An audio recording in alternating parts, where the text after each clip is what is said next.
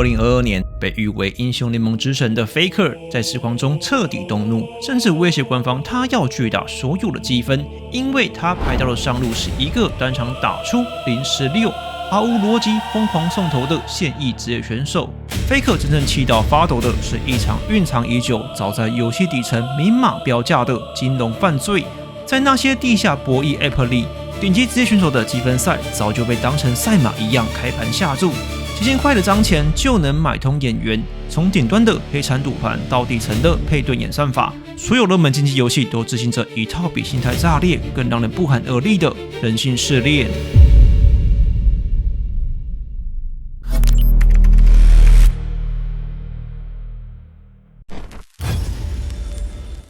Hello， 我是大主。每个连败到精神崩溃的那个夜晚，你一定都在心里骂过：这破游戏绝对有系统安排局，妈的，绝对是看我连胜中，故意塞个胜率30%的孤儿来搞我心态。你的直觉在某个程度上就是 MOBA 游戏体感的常态，但要找到这个搞人原因，我们得先挖掘最古老的真相。这死人游戏最一开始其实是想当个好人的。把时间推回到2009年9月的公测时，我们在网页时光机里挖到了当时游戏设计师副总裁 Zillions 发在官方论坛的一篇超长文章 LoL 配对机制详解。当时英雄联盟的配对系统极度单纯也极度硬核，在文章里写得很明白，我们使用的是修改版的 ELO 系统。这个 ELO 系统原本是设计给国际西洋棋用的数学模型，打赢的加分，打输了扣分。系统的唯一目标就是透过你的真实数字去算一个胜率50-50的公平对局。官方当时甚至骄傲地炫耀，我们做了一堆复杂的数学运算，甚至找了2个数学博士来验证，他们说这完全合理。在 S1 的年代，没人在乎什么赢分，你的 EL 数字打完多少就是多少，赤裸裸的挂在你的个人档案上。这是一场纯粹的竞技，就像下棋一样，技不如人就是数字往下掉，没有任何借口。但很快拳头发现不对劲，在这种纯粹追逐数字的规则下，玩家会生病。当一个玩家千辛万苦好不容易打到1520分，摸到金牌门槛，他会直接停手不玩了，只抱着那个数字，生怕下一场会输掉，掉回1400分的银牌区间，金牌直接在眼前碎裂。当时社群管这叫排位焦虑症。还有以前玩家的个人档案有个最高分数的机制，原本玩家都只想突破最高分数，大家打积分都只是为了突破这个数字来展示自己有多屌。但到了2013年的第3季，英雄联盟迎来它的原罪，拳头发现了一个致命的商业危机。太过真实的数字会劝退那些玻璃心的玩家。当玩家看到自己的分数永远卡在底层，他们会失去动力，会解除安装。看看当时设计师Yag发布这篇核弹级排位赛的新联赛系统，官方直接承认了，当你排名29万名，前面还有28万9千人时，这爬分过程看起来毫无意义又漫长。拳头接下来做了一件足以影响未来10年排位玩家的游戏体验。他们从原本的铜鹰金箔2012年下半年增加钻石，2013年再增加精英，但他们把那个最真实最客观的 EL 数字直接塞进了黑箱里，变成了我们现在说的隐藏 MMR， 然后在外面装了一个我们现在熟悉的联赛系统，生出了联盟分数竞技赛。最搞人的是，官方在文章里写明，一旦你达到某个排位，你就永远不会调回到上一个大阶段，意思是哪怕你这个金牌东霸在底层连输了10几把，系统也绝对不会把你无情的踢回银牌。后来这套机制因为养太多摆烂送头的守门员，被官方稍微修成了现在的降级保护，但换汤不换药，这身防务的本质从来没变，都是为了保护玩家脆弱的自尊心。如果你以为不公平的只有赢分，代表你太小看这套系统的复杂程度。去翻开现在的 LoL 维基百科，系统不只看赢分，连地图视角都在后台偷偷动你的分数，因为拳头解决不了蓝红方式也差的物理缺陷，只好拿玩家的赢分跟结算分数来校正回归。还有，为了不让你太快爬上去，系统甚至写了一个合法坐牢区。维基百科上明摆着告诉你，只要你爬到翡翠阶级以上，系统就会直接把你的基准加分幅度强制砍掉5分。你卡在翡翠钻石上不去了，你并没有变烂，是系统把你的爬分难度增加。看起来像是避免排位通膨，实际上就是强制划分玩家的实力。从那一刻起，你看到的排位再也不是你的真实实力，而是系统允许你看到的阶级。当实力数字被隐藏，潘多拉的魔盒就被打开了。整个游戏业界开始发现，原来配对系统可以不用来追求公平，而是可以用来展示人性的虚荣心。接着我们聊聊一个专利多人电子游戏配对最佳化。EA 在2016年偷偷申请了这个技术，隔年同一批的工程师跑到学术研讨会上发表论文，标题写着 EOMM 参与度最佳化配对，它彻底撕破了公平经济的这层遮羞布。这套演算法的核心 KPI 只有一个，流失率。它根本不在乎你这把是打5连杀还是 KDA 无限大，系统会记录你的胜负序列，精算你的多巴胺分泌阀值。如果你连输3场，系统预测你再输1场就会解除安装，下一场它会无条件把你塞进一个大腿队伍里，强行为你吃一场胜利。简单来说，它把配对从寻找实力相近的对手变成了确保玩家打完这场还会继续按排队。反过来，如果你赢太多，觉得这游戏无聊，没一个能打的，系统就会安排如同叶问般，我要打10个的体验，它就给你安排几个妖魔鬼怪，强行拉升你的挫折。听到这里，是不是心里觉得抓到你了？怎么没把这套 EOMM 阴谋论直接扣在英雄联盟头上呢？来，给各位看看客观的硬核证据。我们去找了拳头官方最高层级设计师的发言。2024年2月，首席玩法设计师 Foxon 在 X 上直接摊牌，白折组根本不存在，我们不会故意把烂玩家塞到你的队伍里让你输，配对唯一看的就是你的评分。连配对系统负责人阿布朗也在2023年开发者日志里承认，如果你的 MMR 没有接近你试图爬上的那个排位水准，你就会开始经历扣的分数比加的分数还多。但它确实达到了一个重要的目的，防止排位通膨并维持天梯的公正性。有点经验的积分玩家都知道，你显示的排位跟你的赢分完全是两回事。以前显示的排位还会稍微影响配对，但官方直接在部落格写明移除配对系统中的视觉排位的影响。我们依然相信这对回归的玩家来说是正确的举措，但我们听到了你们对于游戏中出现更多小号所感到的痛苦。在做这个改动时，我们是刻意为了回归玩家的体验而做出了让一般对局中出现更多小号的权衡。翻译官方意思是，我们为了拉拢老玩家，把现在始终玩家当成西镇海绵，却承受小号乱窜、实力悬殊的代价。事隔半年后，2024年1月，拳头设计总监 Exa 都在日历上承认，他们年初会先换上一套拳头自研的过渡系统，接着今年晚些时候再试图切换到微软开发的 TrueSkill 2，让玩家更难陷入-30加20的负分数的状态。当 Woodstruck 网友问为什么要过渡， Exa 直接承认，因为整合 TrueSkill 2要花太长时间，我们不想等那么久才改善问题。一位愤愤不平的玩家直接起脸输出，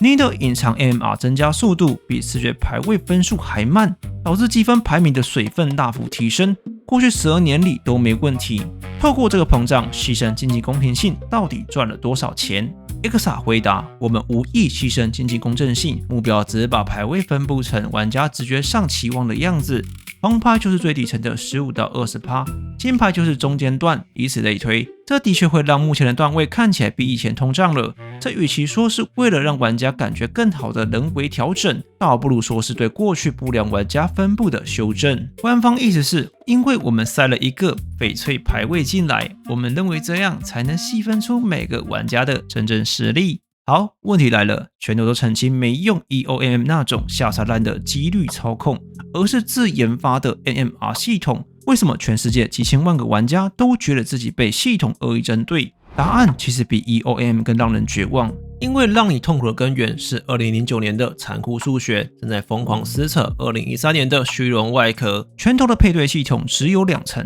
底层是冷血精确的隐藏分，表层是给你看的排位与联盟分数。当你连胜，你的赢分 MMR 飙升，系统只是在做它该做的事，把你丢去跟更强的人打。Foxon 说得很明白，你连胜后开始输，是因为你排到了更强的对手，你已经不在那个等级了。但你的大脑不是这样思考的，你觉得我变强了，结果系统给你排了更强的对手，把你打回原形，你的赢分暴跌，系统只好把你丢去跟菜鸟打。这时候你赢了，你觉得系统终于施舍我一局了？才怪，系统没有施舍你，它只是看着你的隐藏分数掉进下水道，让你跟这些垃圾颜色多么相配。最残酷的折磨在于，当你的赢分跟不上你现在的排位时，系统会启动修正机制，这就是为什么你赢场加15分，输一场却扣25分，没有黑箱作业，没有客服在后台偷调你的胜率，只是在 LoL 伺服器里一组正在回归平均值的数值参数。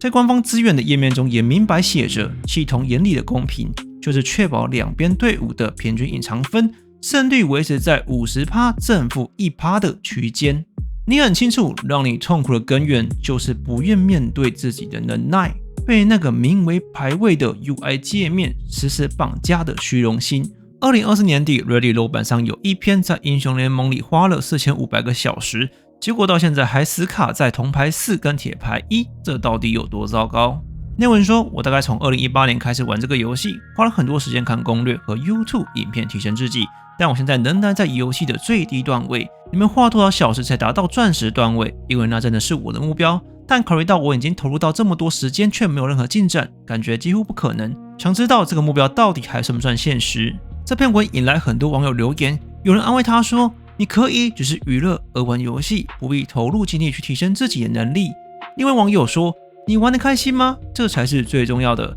我从 S4 就开始玩了，过去几年一直在白金和翡翠之间徘徊。有人给他真实建议，超过80%的玩家陷入瓶颈，都只是机械式一直玩不改进，再花4500个小时，结果也是一样是个铜牌。为什么这位苦主花了半年的时间，结果一大半网友不是劝他要放宽心，就是他不要无脑玩游戏？因为大部分 LoL 玩家经过多年的摧残，早就看透了 MMR 到底在搞什么鬼。你以为你的练习在玩游戏，你就是被困在一个无形的牢笼里，进行无意识的机械式点击。这在心理学上有一个极度经典且残忍的控制模型，能够解释你的行为。此经纳香理论，这个1938年的实验能完美测量出你对这破游戏的主控权。现在到底处于哪一个发病阶段？第一个阶段，固定奖励，新手蜜月期。心理学家把老鼠关在箱子里，按一下压杆掉一颗饲料。这就像你刚接触这游戏，打一把游戏，杀几个人，拿个首胜。你觉得好玩，所以你继续按下了寻找对战，但这时候的你心满意足，吃饱了就不按去睡觉了。第二阶段，负面强化，排位焦虑期。研究人员把箱子底部通电，老鼠被电的叽叽叫，老鼠这时候按下压杆，不为吃，而是停止电击。这就跟大部分玩家打积分一样，你早就感受不到杀人的快乐了，你连败掉分，被队友气愤到快中风，系统给你的真是电击。你按下寻找对战，不是你真的想玩，你想赢回刚刚掉的那个分数，你想停止这种不甘心的痛苦。第三阶段，变动比例奖励，彻底发疯。最可怕的阶段来了，当压杆被改成了随机给奖，有时候按一下给饲料，有时按10下什么都没有，有时突然狂掉3颗，老鼠彻底疯了，他不再管自己饿不饿，开始每小时疯狂按压几千次，直到精疲力尽瘫软在箱子里，把箱子换成英雄联盟，把压杆换成寻找对战，把随机饲料换成系统给你的连胜虐菜局，或是配对给你的低能队友。原来半夜3点双眼通红，嘴里骂着这游戏是垃圾，却还是忍不住滑鼠点一下再玩一局的时候，在伺服器后台的数据里，你跟那只瘫软在箱子里多巴胺被彻底劫持的米奇一样，本质上没有任何区别。这时肯定有拳头护卫队跳出来说，大叔，你又在黑，拳头2026年赛季明明改了，现在队友挂机上头，系统还把积分的分数全额退还好吗？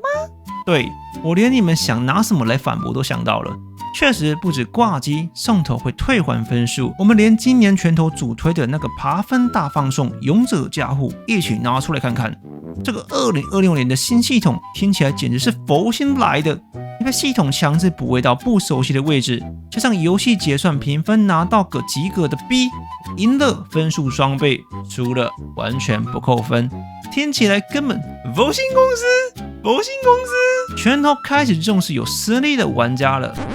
如果你刚刚有认真听，你把这套机制的底层逻辑拆开，合理推测这种种的迹象，为什么拳头这个时候塞给你这些福利？因为他们后台数据一年比一年难看，原本那套赢加15输扣25的数学膨胀暴政，加上被强制补位产生的无力感，那种摩擦力已经把无数玩家逼到了解除安装的临界点。给挂机退分，给补位免死金牌，好听点叫游戏体验优化，真实情况叫赛博止痛药。拳头很清楚，绝不能让玩家觉得补位倒霉就是必输，那我干脆滑起来气氛队友。他们必须给你一个理由，让你在最恶心、最不想玩的位置上，依然像条愤怒狗一样。你认真打完这30分钟，勇者加护就是那根挂在跑步机前面的那块肥肉。但最核心的那个扣分机制，加分永远比减分少，有改吗？没有。只要你的隐藏分低于你的现在排阶，系统要把你拉回真实实力的这个数学引力永远都在。官方不需要去搞什么 EA 那种操控胜率的操作，他们只需要在玩家对于排位虚荣心上，偶尔给你打一记勇者加护的吗啡，就能完美压制住你想退坑的冲动。你以为2026年的新机制让你爬分变简单了？当你清醒过来，用全视角来看，你100%就是在史金纳箱里被换了一个更符合人体工学的知识，继续帮这家公司踩着维持在线率的滚轮而已。少数玩家最终从这场奴役醒来，由守转攻，开始疯狂试探英雄联盟机制的底线。那些曾经让你痛苦的负面情境，接下来将会以更病态的方式一一上演。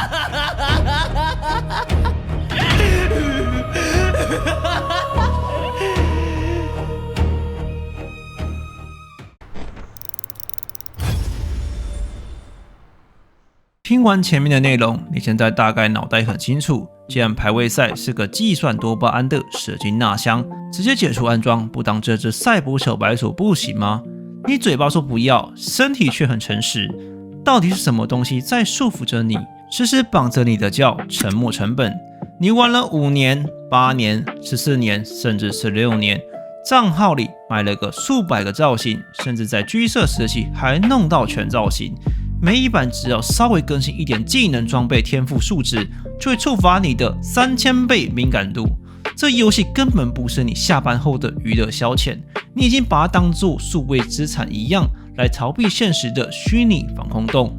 当你玩久了、看多了，突然发现这防空洞根本是一座数位监狱时，你的大脑会启动一种 MOBA 游戏里最经典的病理学反应——无能狂怒。你曾经想过要报复，但你没办法砸了拳头的伺服器，也做不到写出这套 MMR 机制的设计师。满腔怒火的你，只能对准那个关在同个笼子里的其他赛博老鼠，那个050还在逼低牙速，整场逛街连龙都看不到的打野，有大绝死捏着不放，等着捡鬼的队友，他们成了你情绪转移的完美标靶。你在游戏中疯狂打字问候他全家，狂闪他问号灯，你觉得只要把战犯的帽子先扣在队友头上，就能掩盖一个让你无比恐惧的事实，那就是在这场系统早就安排好的对决里，你其实也无力改变任何事情。出错甩锅，这是无能狂怒的初期症状。真正病入膏肓的是那种明明心里想赢，却主动开始气分、开始摆烂、直接演戏送头的玩家。你一定遇过这种人，一旦被拿个手刹，直接公屏打字15头，然后开始在塔下跳舞，或者干脆买武术鞋狂奔去送头，甚至干脆学送头流塞恩。这波有僵尸，兄弟们给他了1刀、2刀、3刀，这样不亏啊，兄弟们！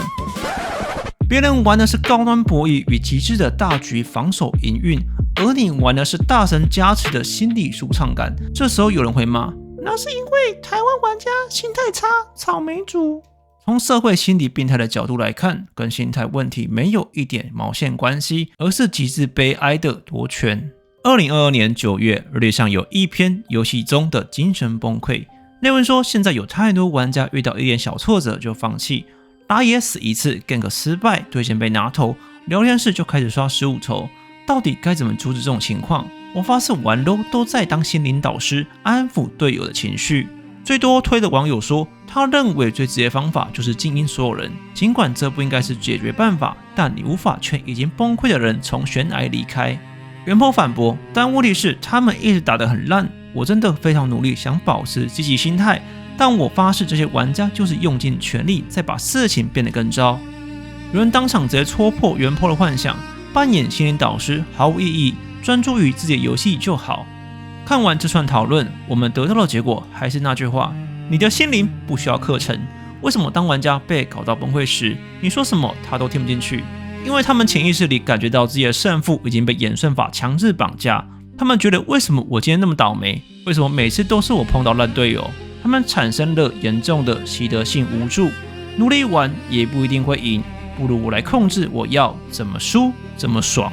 我才是这把游戏的主人。这句潜台词是他们可怜的自尊心最后的防线。当他开始送头、开始摆烂的那一刻，他从一个被系统操纵的受害者，短暂的变成了一局游戏的毁灭者。他用破坏其他9个人的游戏体验的方式，强行从系统手里夺回了这30分钟的绝对控制权。原来以前遇到气氛仔按下检举没用，根本不是你的错觉。2025年4月，拳头在开发者日志里亲口承认，他们的新系统上线后，预估每天封锁摆烂玩家会暴增了整整10倍。听懂这背后逻辑了吗？这等于官方间接承认，在过去那漫长的10几年里，在温泉珠宝持续点击滑鼠绕圈圈来躲避挂机侦测，学个努努从头到尾跟着打野屁股后面抢怪，在旧系统的眼皮底下是完全合法的。以前这种队友在旁边恶心你，结果系统把他当作是正常玩家，一般玩家理智线怎么可能不断？如果你觉得以上的描述太虚无缥缈，我们来看点大家都被恶心过的体验。那些曾经被推上神坛的实况主，看看北美的Tyler One，砸键盘、崩溃尖叫、中路开送，拳头曾经气到把他永久封禁。最后呢，拳头看着他办了一个 TCS 比赛，同时这些人数随便冲破20万人，因为眼馋Tyler One身上那庞大流量，官方还不是乖乖把这个被永久 ban 的毒瘤实况主给放了出来，甚至让他成了游戏的代言人。再看看台湾的统神跟国栋，在那个古早的实况年代，他们简直是展示如何辱骂队友与推卸责任的教科书。那句标志性的滑起来，早就超越了单纯的迷因，变成了无数玩家在逆风诀里自我麻痹的降落伞。为什么一堆玩家喜欢看国栋统神在电脑前大吼大叫，学国栋牙速 BD 不可一世的样子？因为他们表演的样子就是你的情绪替身。当实况主在镜头前把失误怪给队友，他们把输给游戏的痛苦转化成了极具娱乐性的内容。底层玩家在潜意识里疯狂模仿这套剧本，只要我在扮演一个与世无争的牙术，我就不是一个可悲的连败者。这就是为什么官方的检举系统永远抓不完气氛仔，因为这座精神病院里的小白鼠早就看着那些点击流量的病友，学会了怎么把发疯变成一场狂欢。但人类的心理防线终究是有极限的，这群被逼疯的玩家就会开始向外寻求慰藉，他们试图出卖自己的尊严与金钱，来换取这个虚拟社会的阶级特权。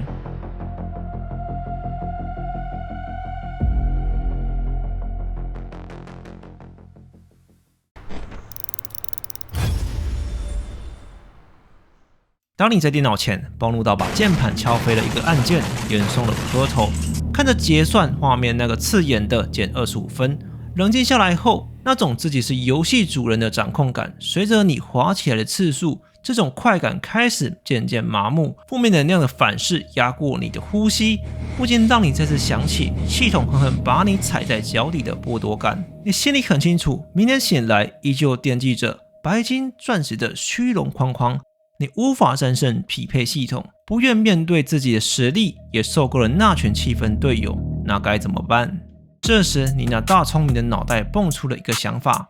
没有什么事钱解决不了的，那就花钱签订一个更强的打手来帮你跨越阶级，让你陷入钻石恒久远，一颗就破产的死胡同里，最庞大也最明目张胆的地下经济——代打产业。你去网络上随便搜一下，这早就不是什么偷偷摸摸的黑市，这些明码标价的虚荣心服务业，从铜牌爬到金牌，3000元有找；从翡翠直上钻石，价格只要相差不到500元。你想装逼，便被指定英雄家路线。最讽刺的是什么？你仔细看，这群工作室甚至会在广告上大大大写着“政府合法立案登记”，这不是废话吗？在台湾代打违反了只是拳头游戏的合约规章，在法律上根本不违法。他们把一间破坏大众游戏体验的亏产包装的像是一间正当的在地优良企业。不是，不要误会，我不是针对哪一间特定的代打工作室，我是说在座各位都是政府合法立案登记。整个台湾电竞生态最悲哀的底层病灶，人家工作室开门做生意，钻的是法律漏洞，而这个漏洞之所以存在，是因为台湾的政府的决策者从来就没有把电竞当作是一条真正的产业和竞技来看待。看看外国是怎么做的，在南韩早在2016年就直接通过法案，代打搞黑产那叫刑事犯罪，抓到直接判刑坐牢。在欧美政府虽然没有特别立法，但只要你敢大规模开工作室代打卖分，瑞尔暴选这群西方大厂顶级律师团就会直接用民事合约法跟著作权法在法庭上把你告到倾家荡产。韩国代打要坐牢，欧美代打会破产，台湾代打很赚钱。只有一句冷冰冰的政府合法立案登记，东西方都在用最激进的手段保护电竞产业的纯度，而我们却把一个破坏大众游戏体验的灰色黑产当作正当企业来课税。在一个连规则都懒得建立的荒凉环境里，代打产业本质上就成了一种极度畸形的挫折感变现。这群高端玩家工作室精准地嗅到了被匹配机制折磨到崩溃的底层玩家那种急需被救赎的焦虑。你仔细想想，这个行为背后的逻辑其实荒谬到令人发笑。你花了一笔钱，把你的个人账号密码交给一个陌生人，让他替你登录，替你忍受那些恶心的配对机制，替你打赢游戏，然后你等着收成，看你的排位从金牌变成钻石。等一下，你玩游戏不是为了玩的过程吗？这比玩开心农场还不如。开心农场至少种植的是你，收成的也是你，获得满满成就感。代打是什么？你花钱请人替你玩的时候，你买到的只是一张进入虚拟上流社会的假门票。你不敢打积分了，你只敢在朋友上线的时候，在现实朋友问你的时候，亮出那个代打来的钻石框框，享受他们一生大佬带我的虚荣感。这就是最纯粹的阶级寄生。在资本主义社会还算是合情合理，但违规。在这座数位精神病院里，有一群人连钱都不想花，却想享受比代打更廉价、更畸形的社交优越感。欢迎来到 MOBA 游戏的另一个毒瘤——骑士团。我们把话说难听一点，这游戏本质上是一款硬核的5v5竞技游戏，结果被这群完成了大型社交交友软体。为什么会有带妹上分？为什么会有双排毒瘤？因为当一个宗师精英的玩家，他在自己的排位里，每一场都像是在坐牢，随便失误一次就被队友狂喷，他感受不到任何放松的成就感。这时候他发现了一个破局的方法，他可以开个小号去低端局带那些技术不好但能提供情绪价值的玩家。当他在低端局大杀四方，听着 DC 语音传来一句娇滴滴的赞美：哇，哥你好强哦！那一瞬间，他高潮了。他在高分段受到的所有屈辱都被治愈了。他不再是那个被演算法按在地上摩擦的受害者，他是这个小小语言群组里的神。这就是为什么骑士团的排外性跟攻击性永远是全场最强的。如果你排到这种双排，只要稍微受到质疑，或是没有及时支援他的女王，这群骑士咬人的凶狠程度比送头仔还要疯狂。因为你侵犯的是他好不容易建立起来的虚假阶级地位，他们把竞技游戏扭曲成了一场充满性别红利与从属关系的封建权力游戏。你以为官方就放任不管吗？全都在去年10月大刀阔斧搞了个听起来超暴力的连坐封锁协议，说什么只要抓到买分代打，连你的本账一起送进虚拟焚化炉。当你去 Reddit 或推特上随便绕一圈，有些的硬核玩家根本当笑话看。我们合理怀疑官方的后台系统根本抓不到真正的高端犯罪，演算法能扫荡的永远只有那些底层100块大量制造的机器人假账号。至于那些精英玩家亲手把一支新账号练满，晋级赛疯狂演戏，把隐藏积分洗到水沟里，接着理直气壮开双排去屠杀低端局，就这种纯手工的降维打击，系统直接瞎了。这算什么正义制裁？全都只是出手清掉了那些穷酸的代打工作室，然后把整个竞技池的特权合法留给那些懂得钻漏洞的既得利益者。我知道看到这里，比较乐观的观众会觉得，大叔，你又是在挑刺吧？总比以前拳头在那边装死摆烂好啊！这环境真的有变干净一点。我完全同意你的说法。平心而论，这次官方确实不是在装忙，但拳头这次的扫荡，就像是在移动地基以及被白蚁蛀空的房子里，很努力的拿着扫把把地上的木屑扫干净，看起来很亮丽，但撑起来这栋房子的就是那个充满漏洞的 MMR 配对机制，还有官方公告中的文字游戏，证明对高端纯手工降维打击的宽容。你以为只有我这么悲观吗？来看看当时官方日志发在Reddit论坛上，那些真正懂游戏底层逻辑的玩家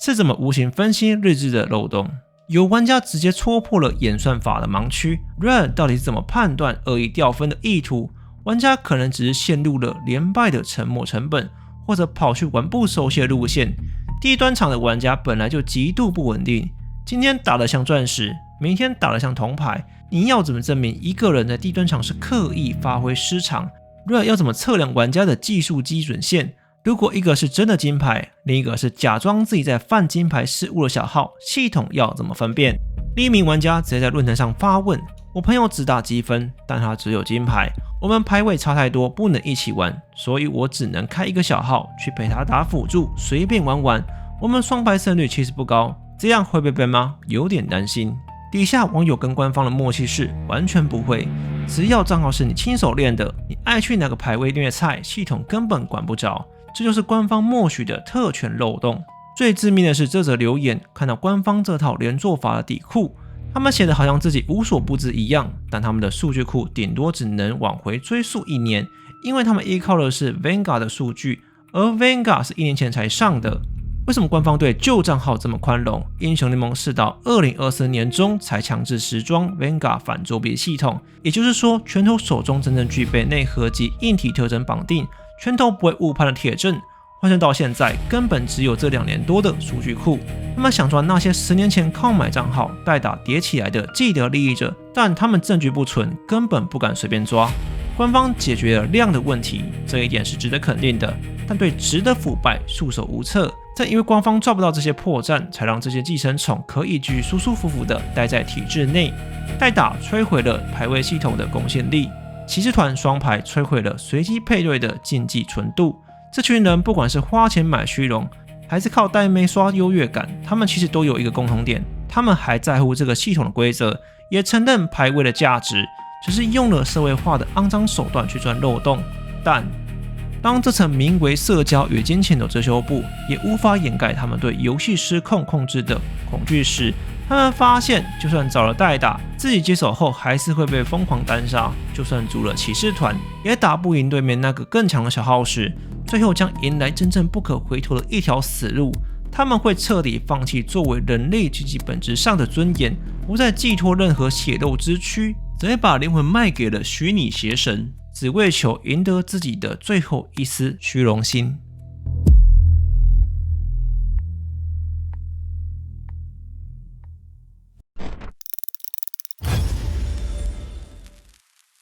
想象一下，当一个玩家对这个游戏的体制彻底绝望，连找代打都无法填补他内心的黑洞，他会毫不犹豫地按下核弹按钮。外挂，你去那些外挂论坛，或是看看那些被抓到开挂的 KOL， 你一定听过这套强硬又难堪的解释。因为别人都在开，官方又摆烂不处理，纹身上不沾点血，我怎么制裁他们？这套借口听起来是不是很耳熟？台湾 YouTube 当年最经典的 Apex 外挂事件，赖姓网红就是这套心理防御机制的活体教科书。他们把自己开挂的行为包装成一种被逼上梁山的邪道反抗。赖先生被抓到之后拍的影片封面和标题大大的写着什么堕入魔道。我明白 KOL 需要节目效果，这根本是天才级别的黑色幽默喜剧。这也是为什么他的好朋友 D-John 当时在直播里直接笑到不能自理，吐槽那个封面和影片简直是洗。KOL 搞砸被延上了，可以把开挂当成是一场中二病发作的公关闹剧。反正他们有退路，有流量，有现实生活中的资本。但你知道最毛骨悚然的是什么吗？那些在荧幕后面没有流量，也没有退路的一般玩家，他们开挂的动机比 KOL 的中二病还要可悲10000倍。国外 Reddit 论坛上有一篇直称外挂玩家兼开发者的问答。当网友鼓励他，只要你肯努力，任何人都能达到钻石。原 po 讲出了最赤裸的真心话：我有一份全职的工作和一堆嗜好，我每天最多只能玩2-3个小时，我根本没有时间去练习跟进步。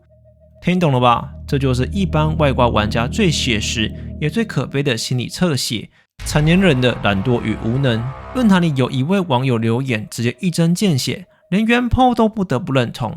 开挂玩家说穿了，就是你的自尊心脆弱到无法接受你真实的实力，就只是个垃圾。我们刚才在第3章说过，找代打、组骑士团，这群人本质上还想当个人，他们还在乎游戏的社会阶级，还在乎别人怎么看他。但走向外挂这群人是为了赢，为了能够为自己争一口气，已经彻底放弃了作为人类碳基生物的竞技尊严。回到实际面来看，外挂真的有这么好用吗？2024年4月，拳头官方在 Vanguard 的开发日志里写下了一段充满无力感的自白。官方承认，只要挂上脚本，这群连2月 R 都能空到的巨婴，胜率可以直接爆冲到 80%。最可悲的是，标榜着人类即时操作的大师局以上，每10场游戏就有1场藏着一只靠着脚本爬上来的赛博老鼠。你以为你在跟睾丸打架，其实你只在跟写好的代码比谁的滑鼠抖得比较快。开挂账号被锁了，不怕。一颗练到30等可以直接打积分的干件小号，在黑市里的市价大概就是加点一份大薯，再付个60块台币就买得到。等等，拳头你讲外挂就讲外挂，拿我来当计价单位干什么？官方用最高级的伺服器算力在防守，而作弊玩家却用一顿丰盛晚餐的成本在疯狂搞事。开挂狗最一开始也跟你我一样，都是正常守规矩的玩家。他们曾经练习复盘、练阶级，在塔下苦苦支撑。后来呢，他们被我们第1章讲的 MMA 机制当白老鼠耍，被第2章讲的摆烂送头仔搞到精神耗弱，被第3章的精英开小号虐烂，在无数个被恶意系统摧残的深夜里，他们的大脑里的最后防线彻底崩溃，产生了心理学上最危险的突变，从被害者转化为加害者。他们嘲笑那些被演算法困住的正常玩家，却不知道自己只是从游戏的复仇者变成了外挂的奴隶。为了终结这场免洗账号的消耗战，拳头最终只能强制把拥有电脑最高底层权限的 Vanguard 系统安装到你各位的电脑里面。确实，它短期内清空了据说有350万个低端的廉价脚本链等号。但看到这里，你一定会觉得很搞笑。光封那些烂号是有个屁用？既然免洗账号跟大鼠一样便宜，那拳头为什么不学隔壁的斗争特工 CS2、Dota 2？你要打积分就强制绑定手机号码验证，一个号码绑一个账号，这不就从物理层面卡死他们了吗？你去 Reddit 随便翻一下，大部分玩家都认同绑手机是必须的。1年前有篇热门文章标题直接问 Reddit 是否应该只允许绑定手机账号能打积分，底下最多推的留言说得很直白，是的，他们应该这么做。那些持反对意见的人，大概会因为人们在黄灯时显然没有减速，就想把红绿灯给废除吧。任何形式的阻碍都总比没有好，而且封锁电话号码生成服务是可行的，过去也已经被许多公司采用过了。也有人早就看破了拳头的商业手段，每个人都知道有用，不然我们在 Crash 里也不会采用这个机制。但阻止人们建立新账号意味着会伤害到游戏的数据，这对商业发展不利，而且还会彻底失去那些被永久封锁的玩家。还有人觉得 LoL 现在底层人口根本是被绑架了，如果只在乎缩短排队的时间，如果他们真的采用手机验证，会影响到排队时间。那些恶意捣乱、送头破游戏和开小号的人，在游戏总人口中占了相当大的比例，以至于他们等同于绑架了 Red。其实早在3年前 ，Red Upron 就有回应过手机验证的问题，他那篇回答写得洋洋洒洒的，我直接总结翻译给各位听。电话认证无法根除违规，世界上有些玩家没有手机，他们就没法参与。使用虚拟电话或预付卡很难防。斗争2尝试手机验证，结果原地爆炸。不是说我们绝对不做，但目前还是继续用 Vanguard， 行为政策满满打游击。现在看 Vanguard 确实有不错的成效，但拿斗争特工来当挡箭牌。2022年斗争2当时是全部账号都要验证，且必须是月租型的门号，结果被玩家骂是在惩罚穷人，导致延上。那后来暴雪怎么解决的？斗争付费时期，老玩家免手机验证，只有免费新账号要强制执行，而且扩大资源预付卡。现在先行者的成功案例就摆在眼前，拳头早就已经没有任何借口去说这套方法行不通。我们说话不捞完，直接把话说破。拳头死都不肯加手机验证的核心原因，只有一个字：钱。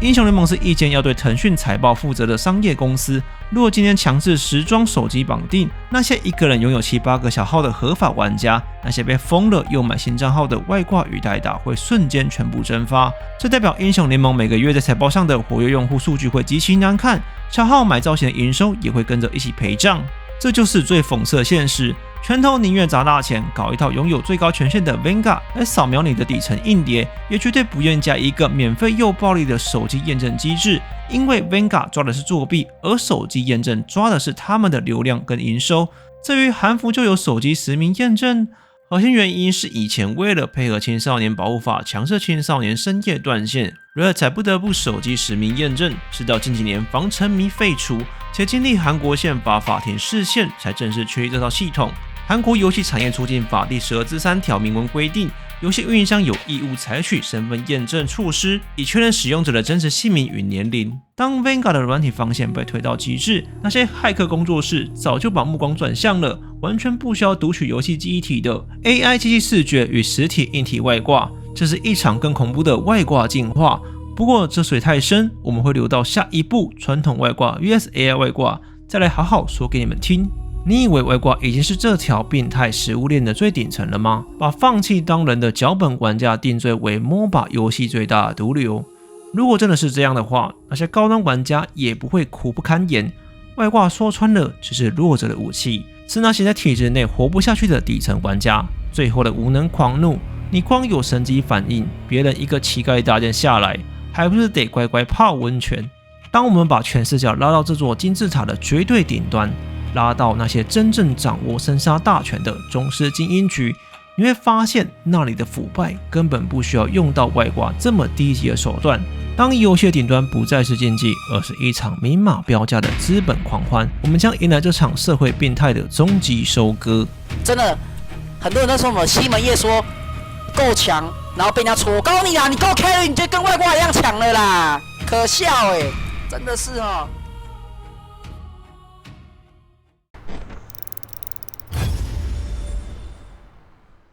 我们终于爬到这座竞技天梯的金字塔顶端。前一章我们说过，顶层玩家开外挂是为了一点可悲的虚荣心，为了赢，为了成为新世界的卡米。但在最高端的局里，有一群人他们是为了输而存在的。中国网络媒体搜狐曾经特别报道过一个夸张的现象，知名的主播于小 C 在时光中无奈的爆料，那些地下盘口为了搞砸他的游戏，给演员开出的价码是演一局拿3000块人民币，这还是主播界比较低价的。对，你没听错，在船上关键时刻失误或搞一些小动作，赚的钱比很多大学生半个月的生活费还多。如果一个知名主播他的胜负能够被3000块的脏钱给轻易买断，我们再来看英雄联盟历史上2022年3月最荒谬撼动肉竞技公平的一场风暴 Faker 中国选手送头事件。长年以来被誉为神、脾气永远淡定的 Faker 在时光中彻底爆发了。Faker 排了一场 Solo Q， 他家的上路队友选了一只厄萨斯，这只厄萨斯不听指挥不沟通，从头到尾就是毫无逻辑的冲出去送头，战绩硬生生打到了0-16。Faker 在时光中罕见动怒，说出从2015年就开始忍了。这种人很多都是职业选手，拿着超级账号，甚至直接对官方下达最后通牒。如果这种事情继续发生，我将拒打所有积分。 근데 진짜 심각한 건 뭔지 알아요? 이런 애들이 알고 보면 막 프로게이머라든가 그런 경우가 되게 많아요, 님들. 프로게이머 아니겠지? 막 이런 애 막 슈퍼 계정이라든지 프로게이머라든지 그런 경우가 있단 말이야. 아니 이거 솔직히 말하면은 님들 중국 계정들이 왜 중국 프로가 한국 슈퍼 계정을 받는지 모르겠어요, 전. 뭔가 이유가 있기는 할 텐데 그게 부정적인 영향을 끼치면 안 되잖아. 이렇게 저런 애들 왜 이렇게 많은데 지금 한 15년도부터 지금 계속 참았는데 프로가 저렇게 갖다 박는 거는 한 번도 본 적이 없는데 항상 보면은 중국 프로야. 왜 그러는 거야? 프로거나 아니면 진짜 그냥 일반인이 트롤하는 거나 그런 거밖에 없는데 적당히 해라 적당히. 한 판만 더 저런 애들 만나면은 그냥 솔랭 안 할게요. 저 보이콧 해야겠다.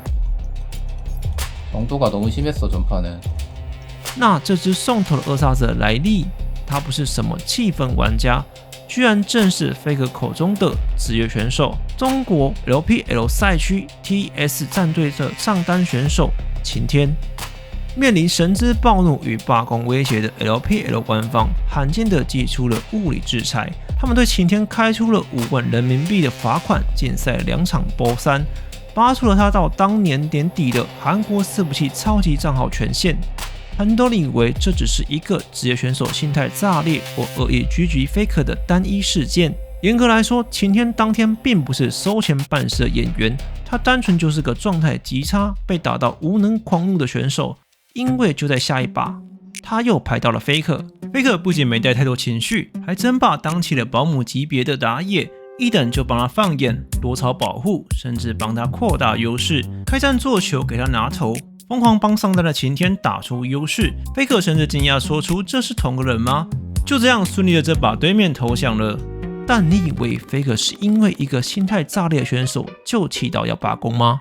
晴天的016只是一根不小心点燃核弹的导火线。Faker 真正炸开的是 Rare 从2015年韩元大出走时期就开始发给 LPL 选手的特权账号，在那漫长的7年里，这些账号简直像拿了 VIP 免死金牌，回报怎么乱送，官方都装瞎，绝对又会有人跳出来护航。大叔 ，Faker 抱怨完，官方不是处理了吗？很有诚意了啊！会讲这种话的，一定是没看过2022年2月，也就是晴天送核的前1个月，走 A 怪 Able 干了什么大事？当时这家伙在高端局搞出了一把010的凯特琳，直接把 Faker 搞到理智断线，实况中当场按下检举，气到直接喷出，这人怎么这么多年都没被封，必须锁了这家伙。结果官方做了啥？连个屁都没放。当时走 A 怪用的账号 ID 叫 Happy Game， 有人说这是买来的私人号，不是官方发的超级号。说真的，这根本不重要。我们合理怀疑，不管是哪一种账号，整件事最荒谬的点，一个早在2018年被战队公开惩处过的前科犯，在高端场明目张胆的乱送，被英雄联盟神亲自检举，结果Rare的系统如同摆设，官方这种变态的消极与纵容，直接把韩服高端生态养成了一个无底洞。这样连职业选手开戳都能安稳这么多年，那我们合理推测，前几年那些外围的演员剧组理所当然直接进来无情乱搞。这就得说到从2020年，韩国主播 Manjiba 早在实况中揭开了经营职业场最丑陋的真实样貌，长年以来的黑产中国地下博弈 App。看看画面上 Cuz、Faker、UZI、The Shine 这些顶级职业选手的名字，像赛马一样被挂在上面开盘下注。既然有盘口，就必须要控盘。这套生态里有2种角色，导演与演员。幕后赌客就是导演。为了确保盘口获利，当年演员买韩服账号只要区5美元，打上高端场就有机会接触到 Faker， 进 Faker 的队伍当演员。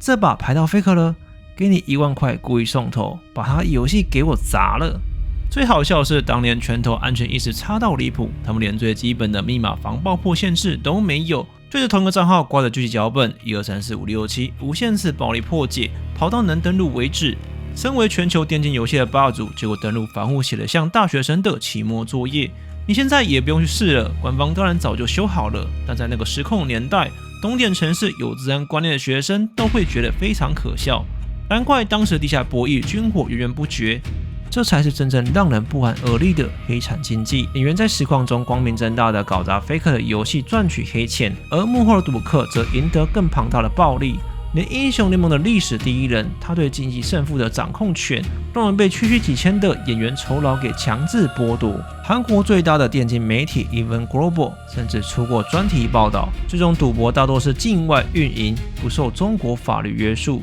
那官方这次又做了什么？为了阻止这种外围赌盘，韩国官方曾经宣布，优先审查了约1万个足以影响 LCK 选手排位的高 MMR 赚2以上账号，并将怀疑被海外玩家非法使用的账号全部停用。拳头甚至得帮 LCK 职业选手开一条临时防假赛紧急热线，只要选手在高端局发现对面或队友在戳，而且背后看起来是有中国地下赌盘在控分，战队可以直接1通电话打给拳头。喂，老大，这场有人在搞，帮我查他。拳头就会立刻派人去盯着。至于那种单纯嘴炮或没原因的摆烂，对不起，你还是跟一般玩家一样，慢慢按游戏结算画面的检举钮吧。1万个账号看起来真的开始做事了。2022年 Faker 遇晴天事件后， LCK 官方则宣布不再发放新的海外职业选手超级账号，加上近年来旧的超级账号陆续到期被 ban 或影分掉下来，Rare 全球的恶意行为侦测系统这几年也在持续迭代，那种花个$5就能买号稿式的廉价演员确实大幅减少了。但要完全根除，就像要根除这世界上所有的罪犯一样，是个天真浪漫的幻想。系统只能拦截低端的作弊代码，怎么样都永远 ban 不掉人性的贪婪。你要怎么用恶意侦测系统去判断一个高端玩家今天是状态不好，还是他的支付宝刚刚入账了5万块？ Vanguard 是装在液晶上，而不是装在你的脑袋里。2023年1月 B 站上有一部将近100万播放的调查影片，最详细的演员内幕操作揭秘，他直接把这条产业链的底裤给扒了，连各大导演的底细跟 ID 都被一一点名。有的导演甚至非常嚣张，敢直接在官方底下留言要影片标记他。影片里详细记录了，只要是高人气的主播就会被开盘，不止赌输赢，连一场会死多少人、杀多少个人都能拿来赌。当资本的黑手可以直接介入排位赛，金钱就能随意决定一场游戏的胜负。我们前面讲的影分 MMR 无能矿路代打外挂，在这些导演里全都是闲话家常的底层笑话。因为在这座名为 MOBA 的虚拟监狱里，他们是拿着钞票买下整座监狱经营权的典狱长，在全球热门的竞技游戏中维持着不为人知的黑产经济。但这群地下庄家真正的终极魔王手段，其实是2024年震惊全球的 T1 DDoS 断线事件。关于当年 T1 是怎么被炸到断线，完全无法直播，后来官方又是怎么解决 DDoS 的问题，我们在第1季的第3部《史山代码时光回溯》中有最完整的硬核分析。听到这，你一定觉得很绝望，热门竞技游戏难道都是这样的吗？那接下来我会带你们找回当年竞技游戏的淳朴，看看它是如何勾起你那纯粹的热血体验，以及玩家该如何解开这个死局。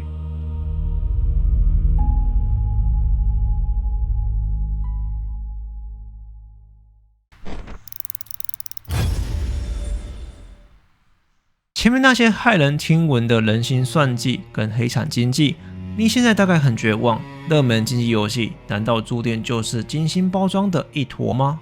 我们把时间倒转回10几年前的台湾，看看 MOBA 游戏最原始的样子。那时候没有什么隐藏分数，也没有搞人的匹配系统，只有 GGC 进时通的区网大厅。想抢房间还得靠平时累积的点数换成黄金会员，让朋友偷渡进来。好几个房间挤满了打三国跟信长的玩家。严格来说，当时环境就是一坨烂泥。房主看你不爽就踢人，打到一半被杀崩就直接中离，甚至还会有人改图当作弊开图狗。但为什么很多老玩家回忆起那个年代，还是会觉得有趣且热血沸腾？因为在那片混乱里，你的快乐跟愤怒都是真实的感受。你输了，单纯是因为对面那个玩服务办账的家伙是个怪物，他弯拉出神入化到你不得不佩服。对面玩前景长枕，在你用电卷吃冰的时候，眨眼的瞬间你就变成300元。当年没有一个无时无刻的后台系统在荧幕背后用大数据计算你的多巴胺，分析你这把玩得如何，赢就是赢，输就是输。下一把你没有排位的压力，没有坐牢的体验。直到现代 MOBA 游戏把这套排位配对机制申请专利推向了极致。这份2013年由拳头申请的专利，发明是社交与行为系统设计师 Red Light Jeff Lin。这份专利里写的根本不是什么单纯的实力配对，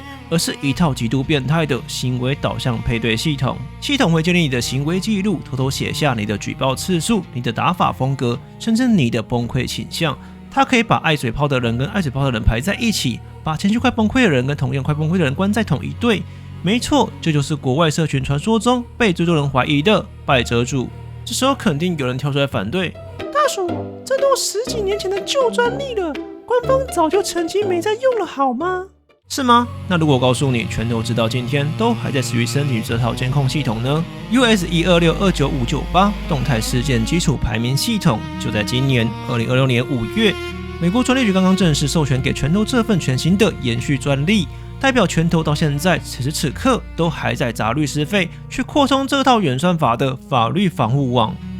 这份2026年的最新专利证明了拳头的监控已经进化到了令人毛骨悚然的微观境界，他们不再只看你主宝爆掉的那一刻的输赢，系统开始透过游戏内发生的具体微小事件来动态更新你的隐藏评分。你这把闪现撞墙几次？你漏了几只炮车？你在塔下归了多久？你所有的行为数据都被这座无形的赛博权势之眼死死盯着。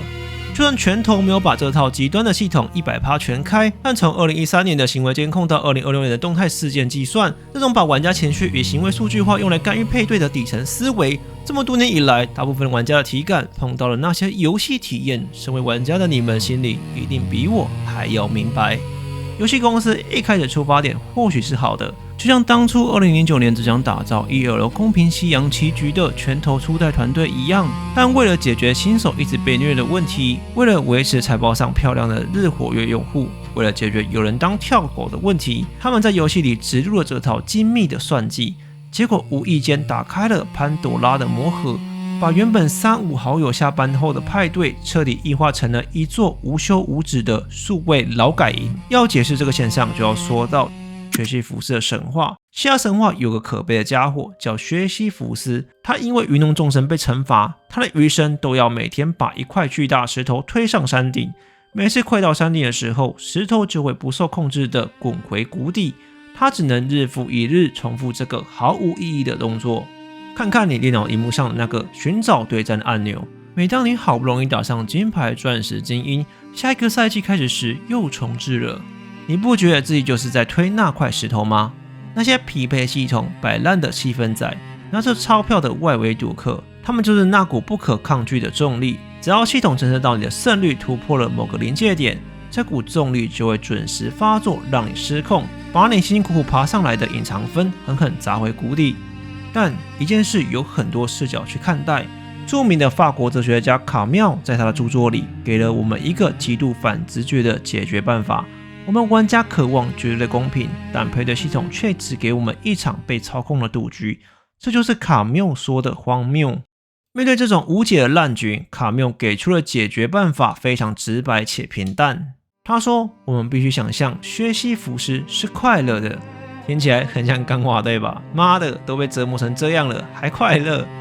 你冷静思考一下，它其实是一种极致的反叛。当薛西弗斯看透了众人的惩罚，意识到这颗石头、这座山头根本毫无意义的那一刻，神就再也无法折磨他了，因为推石头的过程本身就成了他对抗荒谬的武器。他清楚知道这是一场无解的烂局，这件事不是系统逼我推的，而是我带着主动选择去推这块石头，用最高级的蔑视去嘲笑那群以为能控制他的神明。对于我们玩家来说，这意味着什么？既然你已经知道系统在搞你，隐藏分在控制你，黑产把高端局当赛马场，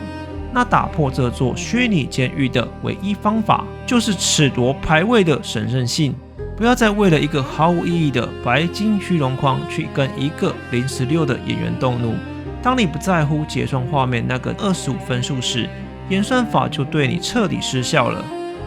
AMA 看得透你的多巴胺峰值，计算着你的隐藏分数，但他永远无法明白，你今晚是想跟 DC 里的朋友选个亚素跟牙尼牙家兄弟无脑滑起来，享受纯粹的干话与快乐。这颗名为排位赛的石头，它一定会掉下来。你能选择不推了，去玩纯娱乐的竞技场或 ARAM 大混战，当个纯粹的快乐玩家。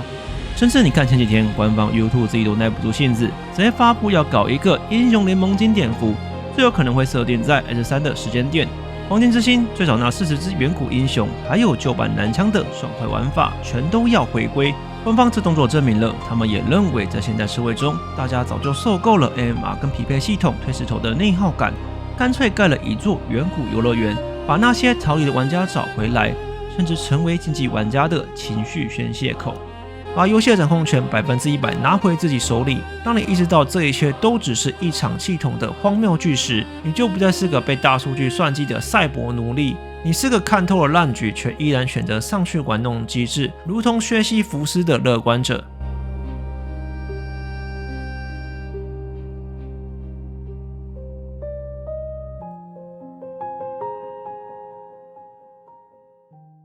游戏的灾难就这样结束了吗？还早呢。当你以为自己终于拿回了心态的掌控权，一场真正能摧毁人类经济底线的终极风暴才刚要登陆。拳头的 Vanguard 反作弊系统上线后，确实把那些低端的内部记忆体外挂杀得片甲不留。但这不是结束，官方这道无懈可击的底层防火墙，亲手逼出了一场最恐怖的作弊军备竞赛。当骇客发现读不到游戏代码了，他们转向了一种不需要读取记忆体、完全模拟人类双眼的 AI 机器视觉外挂。官方当然知道这东西的存在，他们甚至在日志里嘲笑这类外挂目前还不够好用。但这正是最令人毛骨悚然的地方，因为 AI 是会进化的。人类与 AI 的数位经济的终局决战，现在才正要开始。下一期《虚幻的余温》第2季第2部，我们将探讨传统外挂 vs AI 外挂。想第一时间看到，欢迎订阅、分享、热推按下去。我是大叔，我们下部影片见。